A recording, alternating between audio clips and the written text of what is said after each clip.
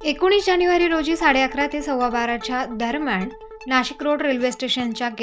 Main गेटजवळ एक संशयित sack bag आढळून आली। याबाबत रिक्षाचालक युनियनचे किशोर खडदाळे यांनी माहिती दिली। त्यानुसार मॉकड्रिल आयोजित करण्यात आले होते। सदर बॅग BDDS पथक नाशिक येथील व पोलीस निरीक्षक महेंद्र चव्हाण आणि BDDS पथकाचे ASI नंदू उगले, पंडित चौरे, हवालदार RR सानप,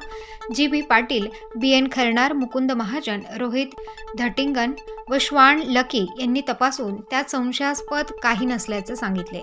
या रंगीत तालिमीचे वेळी प्रभारी पोलीस निरीक्षक महेश कुलकर्णी, सहाय्यक पोलीस निरीक्षक बाळाजी शेंडगे, PSI राजू मोरे, गोपनीयचे